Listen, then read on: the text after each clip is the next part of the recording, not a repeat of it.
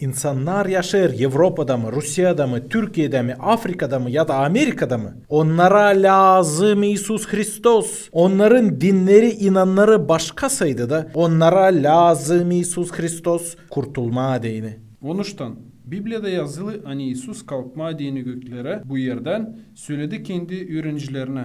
Gidin de yapın öğrenici hepsi halklarda. Da o dedi biz gidelim bütün dünyaya değil sadece bizim dostlarımıza değil sadece bizim halkımıza ama bütün dünyaya. Zira bütün dünyaya lazım kurtulmak. İsus Hristos kendisi oldu misyoner. O bıraktı gök padişahlığını da geldi bu yeryüzüne gölme da kurtarma insanları dini. Bütün yaşamak o paylaşardı insanlarla iyi haberle. İnsanlar bilsinler Allah'ı dini. O nasihat ederdi giderek yerden yere kendisini hiç korumazdı. Sen varınca daha çok öğrenersin İsus Hristos için, hem iyi haber için. Yaz bize de biz cevap vereceğiz sana.